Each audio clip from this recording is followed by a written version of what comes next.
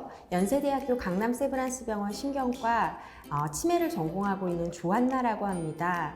오늘은 강남구 보건소에서 또 좋은 기회를 주셔서요. 우리 강남 구민들을 위해서 제가 우선은 치매를 어떻게 진단하는지, 치매란 과연 무엇인지 대략적인 정의를 오늘 말씀드리려고 합니다.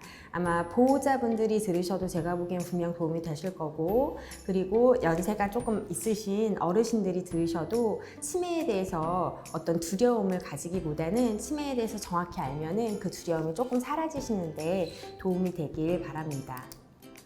그래서 먼저 치매 환자의 평가는요, 보시면은 인지기능, 그리고 일상생활 수행 능력, 그리고 이상행동이 있는지 이렇게 크게 세 가지 파트를 저희가 평가를 하게 되고, 그 다음으로는 이 치매가 올 수 있는 원인 질환을 감별하게 됩니다.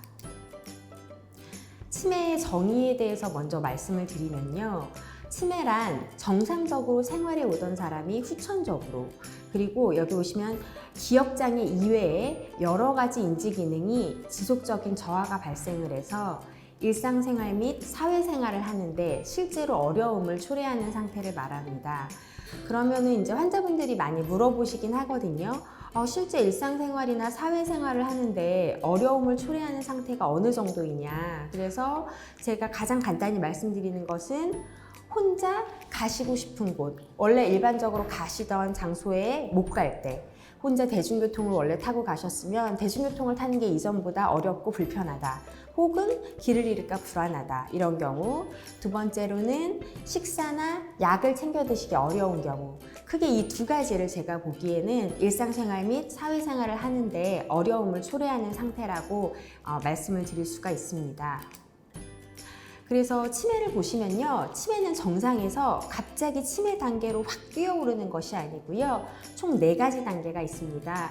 그리고 치매 이 정상과 치매 사이에 크게는 이 2가지 단계가 있다고 보시면 돼요. 그래서 첫 번째는 주관적인 기억장애가 있고, 두 번째는 치매의 바로 전 단계로 알려진 경도인지장애가 있습니다.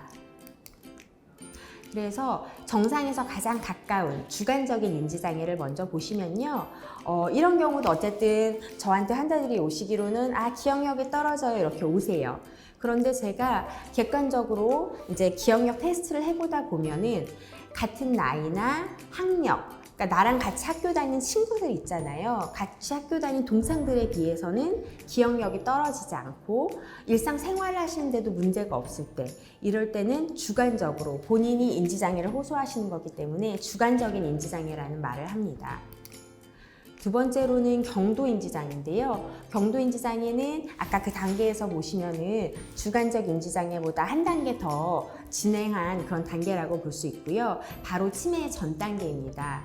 그래서 경도인지장애도 똑같이 저한테 오시기로는 기억력이 떨어져요, 이렇게 호소하시는데, 인지기능 검사에서는 학력이 비슷한 내 친구들에 비해서 기억력이 확연히 떨어지는 경우, 그러니까 곧 객관적인 검사에서도 인지기능이 떨어지는 경우를 말하고요. 아직은 치매가 아니기 때문에 일상생활을 하시는 데는 큰 문제가 없는 경우를 말합니다. 그래서 보시면은 우선은 치매 같은 경우는요, 이 3가지가 다 있으면 치매예요. 기억 장애도 호소하시고, 인지기능 검사도 이상하고, 일상생활 능력의 장애가 있을 때, 다시 한번 말씀드리지만 일상생활 능력의 장애가 있는 경우는 혼자서 돌아다니시는 것이 조금 불편해지시거나, 혹은 혼자 사는 게 조금 보호자가 봤을 때 조금 불안한 경우, 혼자 두면은 약을 잘 못 챙겨 드실 것 같다, 혼자 두면은 식사를 거의 못 챙겨 드실 것 같다, 혹은 혼자 두면은 식사를 챙겨 드시다가 뭐 가스레인지나 이런 데 뭔가 불이 나거나 문제가 생길 것 같다 해서 혼자 두기에 약간 옆에서 봤을 때 불안한 경우, 이 정도를 일상생활 능력에 장애가 있는 이제 치매라고 보시면 되고요. 그 전 단계 경도인지장애 단계는 아직 일상생활 능력의 장애는 없지만 본인도 기억장애를 호소하고 인지기능 검사, 객관적인 검사상 이상 소견을 보일 때, 그리고 주관적인 인지장애의 경우에는 실제 기억장애만을 호소하지만 아직은 객관적인 인지기능 검사나 일상생활 능력에 장애가 없을 때를 말합니다. 그래서 이 경도인지장애는요, 사실 아까 말씀드린 것처럼 치매의 굉장히 전 단계거든요. 그래서 치매의 고위험군입니다. 그래서 실제로는 매년 보통 일반적인 정상 환자들이 한 1%에서 2% 정도가 치매로 진행되는 것에 비해서 이 다음 단계, 경도인지 장애 단계는요, 매년 10에서 한 15% 정도, 그리고 결국 6년 내에 한 50% 이상에서 치매로 진행을 하게 되므로 요즘은 이제 치매보다는 그 전 단계, 이 경도인지 장애 환자들을 더 먼저 이제 발견을 해서 그 원인을 찾아서 교정해 나가는 것이 좋다고 알려져 있습니다. 그래서 인지기능 장애 환자 이제 임상적 평가를 제가 간단히 말씀드리면요. 먼저 진단은 제가 여기까지 설명드린 것처럼 정상분, 그리고 경도인지 장애라는 치매 고위험군 전 단계, 그리고 일상생활 능력에 지장이 있는 혼자두기 조금 불안한 정도의 그런 치매 단계가 있고요. 그 다음으로는 저희가 이제 치매의 중증도를 평가하게 됩니다. 치매가 있다 없다를 이제 평가하고 나서는 있으면 어느 정도 심한지를 저희가 확인을 하는 건데요. 그래서 우선은 치매 같은 경우는 먼저 기억력 저하가 가장 두드러진다고 할 수 있고, 하지만 기억력 저하 이외에도 그 다음에 뭐 도구를 잘 사용하지 못하거나 사물을 인지하지 못하거나 혹은 언어 능력, 말씀하시는데 조금 문제가 있거나 혹은 전두엽이라고 해서 이 머리 앞쪽 뇌가 있거든요. 이 앞쪽 뇌의 어떤 판단 능력이나 집행 능력에 장애가 있는지 볼 수가 있습니다. 그래서 이러한 기억력 저하 이외에 다른 인지 기능의 장애로 일상생활 능력이 저하됐을 때 그것을 치매라고 할 수 있고요. 보통은 일시적으로 뭔가 몸의 컨디션이 안 좋거나 수술을 하시거나 뭐 금식을 하시거나 식사를 못 하시거나 그래서 일시적으로 오는 선망과는 구분을 할 수가 있습니다. 그래서 치매 환자를 평가할 때 저희가 치매 환자 평가의 4가지 기본 항목이라 그래서 저희가 쉽게는 A, B, C, D 이렇게 말씀을 드리거든요. 그래서 이 치매 환자 평가의 4가지 A, B, C, D에 대해서 제가 한 가지씩 말씀을 드리겠습니다. 제일 먼저는 제가 이제 외래에 환자분들 오실 때 특히 초진, 처음 오시는 환자들 경우에는요, 제가 항상 말씀을 드리는 게 보호자, 이 환자에 대해서 가장 잘 아는 보호자가 꼭 같이 와야 된다 이렇게 말씀을 드리고요. 왜냐하면 치매 환자는 뭐 본인이 설문지를 할 수는 있고요. 저희가 이제 검사를 할 수는 있는데 본인이 본인 불편한 거를 정확히 알지 못하는 경우가 많고, 특히 이제 이상행동 같은 경우는 뭐 본인은 전혀 그런 적이 없다 이렇게 부인하시는 경우도 많기 때문에요. 치매 환자를 평가할 때는 사실은 가장 중요한 거는 환자와 함께 살거나 혹은 살진 않더라도 가장 잘 아는 보호자가 같이 오는 것이 굉장히 중요합니다. 그래서 저희가 이제 보호자한테는요, 뭐 기억력도 물어보고 인지기능도 물어보고 일상생활 능력이 어느 정도인지, 그리고 이상행동이 있는지, 그리고 원인 질환들을 저희가 이제 물어볼 수가 있고요. 이제 첫 번째로 이제 제가 치매 평가가 4가지가 있다고 말씀을 드렸잖아요. 이 4가지 중에 첫 번째 인지기능을 말씀드리면, 인지기능은 첫 번째로는 기억력, 그리고 두 번째로는 언어 능력. 이 언어 능력에는 보통은 이제 도구를 사용하거나, 예를 들어서 뭐 가스레인지를 사용하거나 아니면 항상 자주 사용하던 밥통을 사용하거나 이런 도구를 사용하는 능력, 혹은 핸드폰을 사용하거나 이런 도구 사용 능력, 그리고 계산 능력도 같이 들어가고요. 세 번째로는 시공간 능력. 어떤 보고 나서 이제 길을 찾는 능력인데요. 예를 들면은 뭐 지하철에서 방향을 찾아 나가거나 혹은 출구를 찾아 나가거나 혹은 아주 간단하게는 집안에서도 이제 화장실을 찾아가거나 이런 것들을 시공간 능력의 일종이라고 할 수가 있고요. 그리고 집중력, 그리고 전두엽, 앞쪽 뇌의 기능이 있습니다. 그래서 우선은 이제 병력 청취에 대해 말씀드리면요, 저희가 환자가 어디가 불편하신지 사실은 제가 보통은 이제 환자 및 환자를 가장 잘 아는 보호자랑 면담을 하기 때문에 가능하면 같이 사시거나 아니면 이제 환자에 대해서 가장 잘 알고 통화도 많이 하시고 그런 경우가 굉장히 좋고요. 기억장애를 말씀드리겠습니다. 먼저 제가 기억장애를 물어볼 때는요, 저희가 그냥 기억력이 떨어지세요? 이렇게 간단히 물어보는 게 아니고요. 기억장애가 언제부터 생기셨어요? 이 기억장애가 서서히 생기셨나요? 아니면 어느 날 갑자기 생기셨나요? 그리고 기억장애 발생 이후에 그 이후에 계속 조금씩 나빠지시는지 아니면 비슷하게 유지가 되는지 혹은 아니면 그 이후로 한 번 확 나빠진 이후에 좋아지시는지 이런 경과를 보게 되고요. 기억장애의 내용도 저희가 물어보게 되는데 이게 최근의 일들에 대한 기억이 떨어지시는 건지 아니면은 오늘이나 며칠 전에 대한 기억력은 아주 잘 하시는데 아예 예전 기억을 못 하시는지 저희가 언제의 기억장애가 가장 심한지 저희가 극심한지 그런 것들을 물어봅니다. 그래서 예를 들어 기억장애 예를 들면요. 사람 이름이나 뭐 전화번호가 예전에 다 기억했던 것들인데 기억하기가 힘들다. 혹은 며칠 전에 들었던 이야기를 잊어버려서 전화로 자녀들이랑 통화를 할 때 같은 질문을 진짜 한 수십 번씩 반복하시는 경우도 있고요. 어떤 일을 해놓고 잊어버릴 때도 있고 아니면 하러 가다가 잊어버려서 다시 돌아오시는 경우도 있고 물건을 당연히 잘 이제 챙기지 못하고 잃어버리는 경우가 있고요. 두 번째로는 이제 언어 능력입니다. 언어 능력은 먼저 말을 유창하게 하시는지 적어도 하고 싶은 표현이 금방금방 나오는지 두 번째로는 물건 이름 같은 게 조금 바로 떠오른다거나 사람 이름이나 아니면 TV 보다가 뭐 연예인 이름이 바로바로 아는 대로 떠오르는지 혹은 말을 이해를 하시는데 뭔가 무리가 없는지 같이 뭐 이제 드라마를 보는데 드라마 내용을 이상하게 이해를 잘 못하시는 경우도 있을 수가 있거든요. 그래서 이해를 잘 하시는지 그리고 읽거나 쓰는 것에 문제가 없는지 그리고 계산 능력도 그래서 뭐 돈 관리나 이런 것에 예전에는 진짜 돈 관리에 정말 철저하시던 분인데 계산을 못 하시는 게 아닌지 그런 것들을 저희가 확인을 하게 됩니다. 그래서 언어 기능에 관련돼서 저희가 예를 들면요.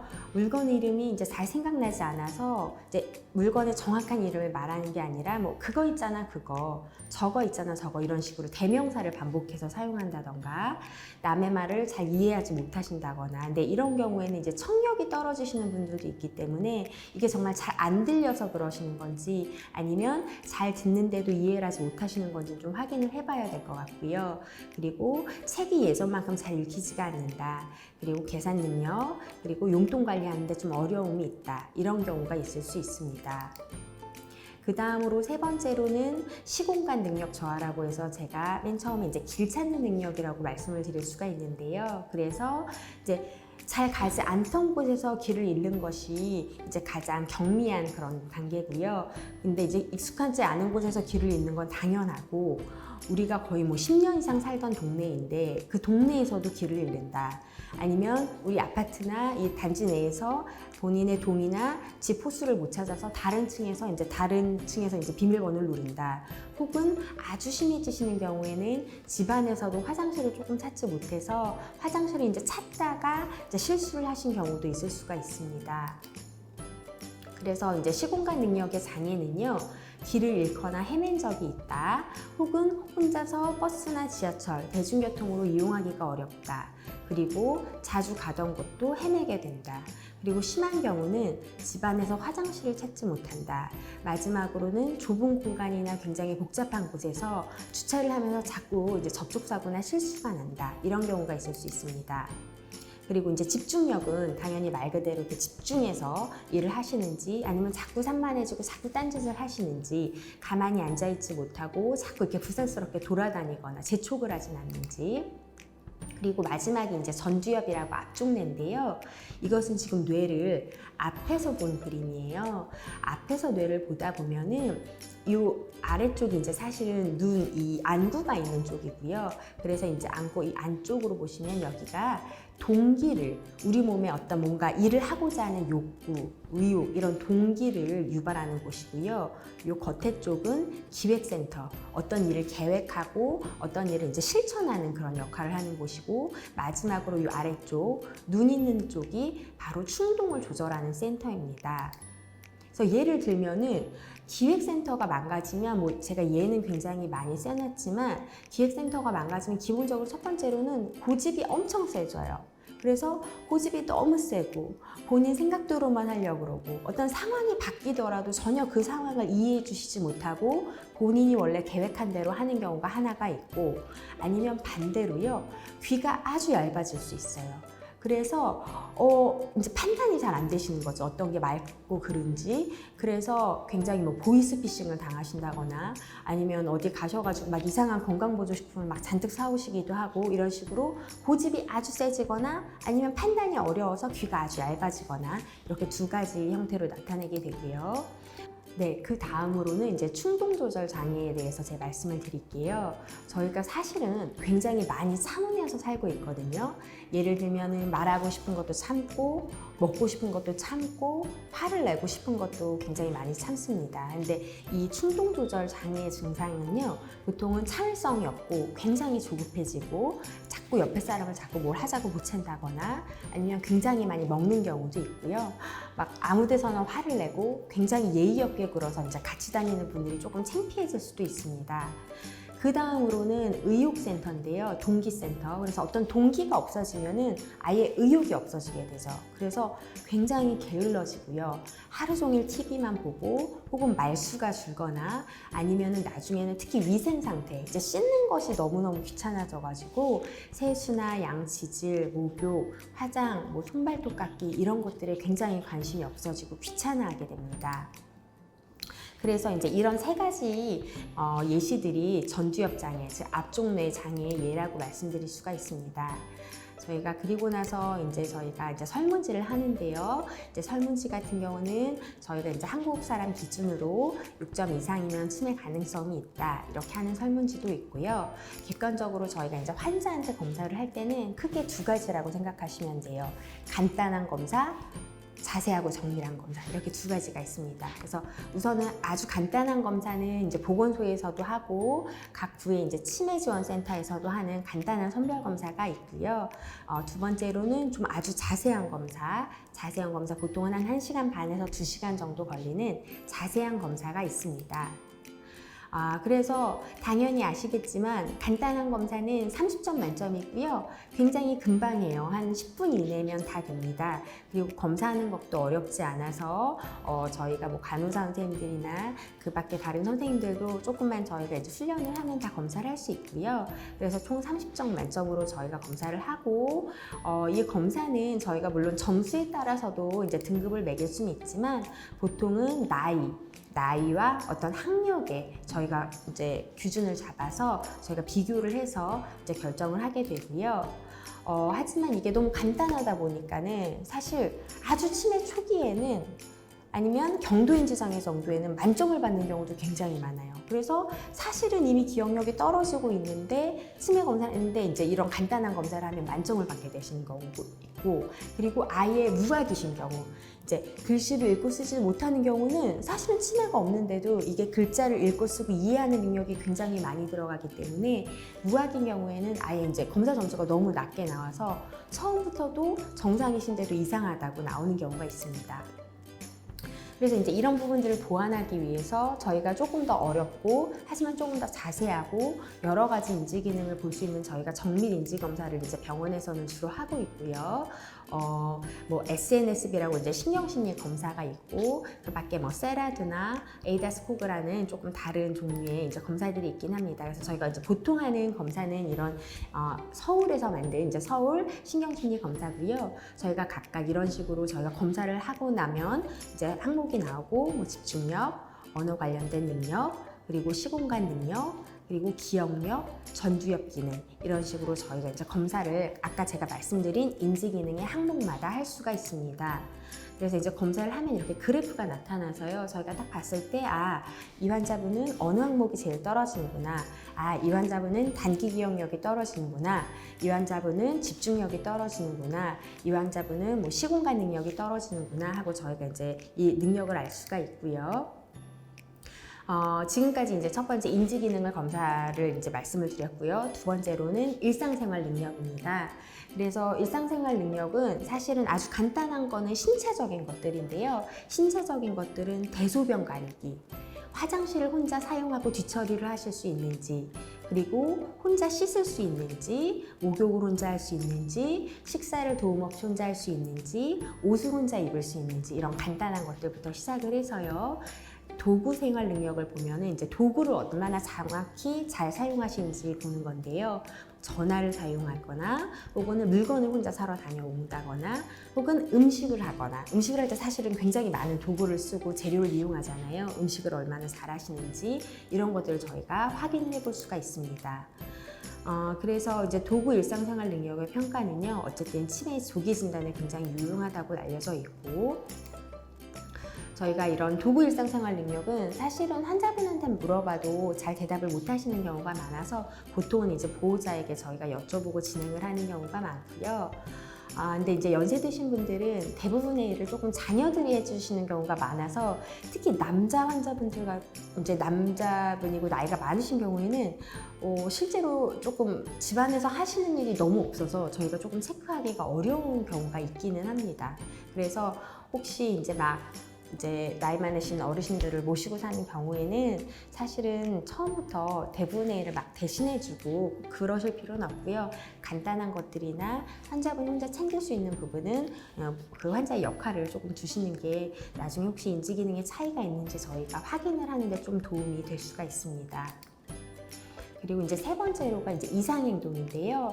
이상행동이 아주 초기부터 나타나는 이제 일부분의 병도 있고요. 하지만 대부분 이제 후기로 갈수록 많이 나타나게 되는데, 저희 이제 우리나라 같은 경우는요, 사실은 환자들이 이제 기억력이 떨어졌다고 보호자가 같이 못 산다 이렇게 말씀하시는 경우는 진짜 저는 단 한 번도 보지 못했어요.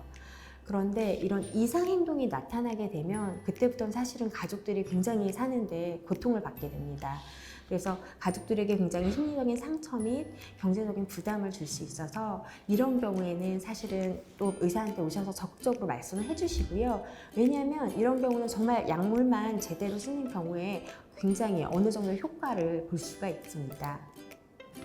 그래서 이상행동 같은 경우는 저희가 간단히 말씀드리면은 망상, 없는 것을 있는 걸로 믿는다거나 아니면 환각, 헛것을 진짜 보거나 헛것을 듣거나 혹은 거울이나 텔레비전을 보고 그 안에 있는 사람이 이제 다른 사람이다 혹은 그 안에 있는 사람과 대화를 하시는 경우도 있고요. 이런 조금 심각한 이런 이상행동에서 간단하게는 불안하거나 초조하고 좀 우울하고 화를 많이 낸다거나 조금 관심이 떨어지고 이제 수면이나 식욕에 변화가 있는 경우도 저희가 이상행동의 일종으로 들어갑니다.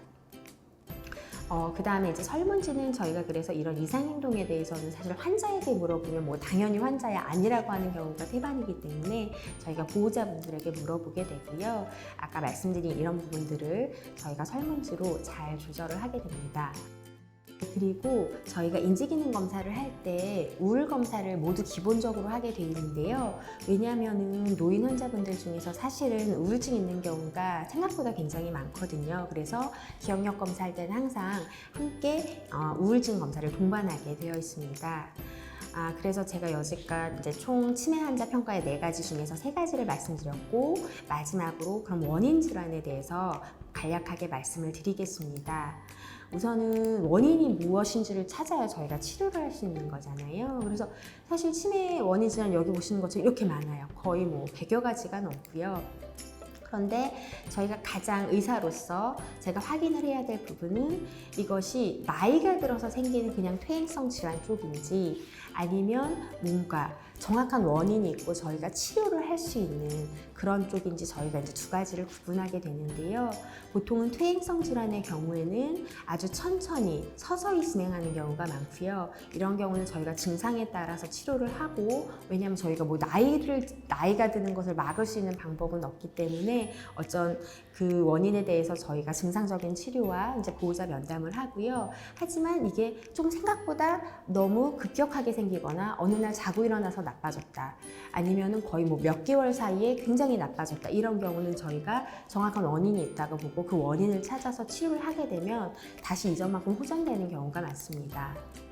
그래서 치료 가능한 치매의 원인 질환을 보시면은 저희가 이제 경기 뇌전증이라고 하죠. 요즘에 이제 이름이 바뀌어서 이제 뇌전증이 있고, 혹은 머리에 물이 차는 수두증이라는 병도 있고요.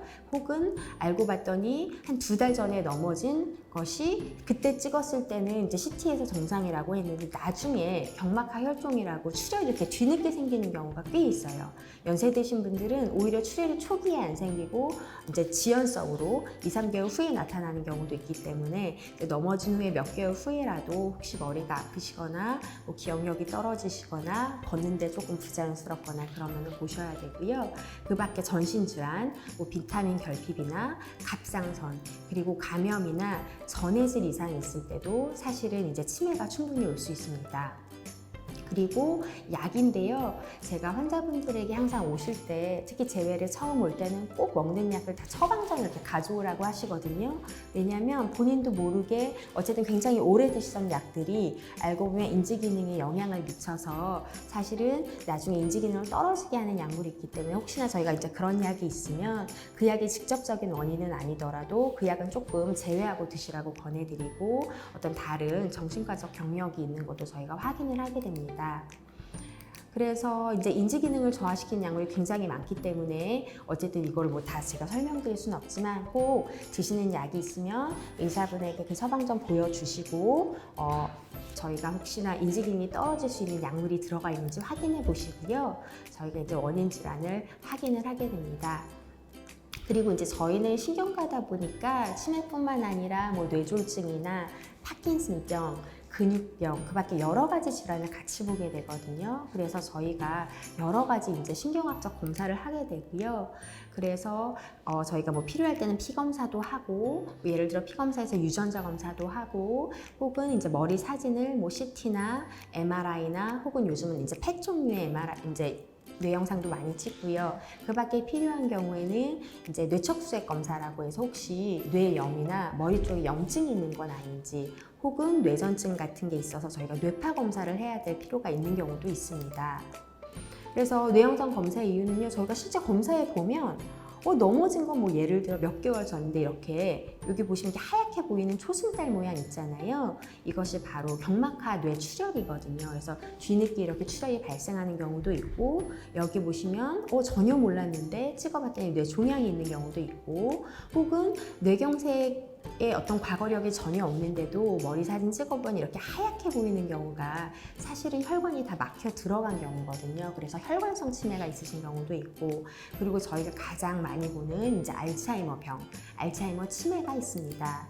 요즘은 굉장히 좋은 것이 이 알츠하이머 병이나 알츠하이머 치매는 사실은 이런 아밀로이드 펫이라는 새로운 진단 방법이 나와서요. 저희가 약 한 5년 전부터 이 아밀로이드 펫을 한국에서도 찍을 수 있어서 저희가 의심이 가는 분들은 아밀로이드 펫을 찍게 되면 저희가 정확히 알츠하이머 병이 있다 없다 이렇게 말씀을 드릴 수가 있습니다. 그래서 마지막으로 정리드리자면 치매 이렇게 딱 오시면은 저희는 치매가 이제 나이 들어서 생기는 퇴행성 질환인지 이런 경우는 제가 증상적으로 치료를 하게 되고요. 혹은 치매인데 좀 생각보다 빨리 생기고 급격히 진행하면서 치료를 할 수 있는 부분인지 그러면은 저희가 원인을 치료하게 됩니다. 그래서 말씀드릴 것은 치매 환자를 평가할 때 제가 4가지 항목으로 평가를 한다. 인지기능, 일상생활 능력, 이상행동, 그리고 원인 질환을 감별한다. 이렇게 4가지가 가장 기본 항목이고, 두 번째로 인지기능은 기억력, 모든 분들이 알고 있는 기억력 이외에도 언어 능력이나 시공간 능력, 그리고 주의 집중력, 전두엽 집행기능 등도 저희가 함께 고려를 해야 한다. 그리고 세 번째로는 치매 환자를 평가할 때 저희가 당연히 환자에게도 검사를 하고 평가를 하지만 같이 오시는 보호자분들에게 얻는 정보가 굉장히 크기 때문에 제가 보기에는 특히 이 치매 진료를 보실 때는 꼭 잘하는 보호자가 함께 동반하는 것이 중요합니다. 그리고 마지막으로 치매 환자 진단 과정은요. 저희가 환자분들이 오시면 정상 부분인지 아니면 치매 고위험 단계인지 치매 단계인지 구분을 하고 그 이후에는 치매 원인을 확인하기 위해서 신경학적 검사나 혈액 검사, 뇌 영상 검사, 그 밖에 다른 검사들을 이용해서 저희가 이 치매의 정확한 원인을 찾게 되고 그것에 대해서 치료를 하게 됩니다. 감사합니다.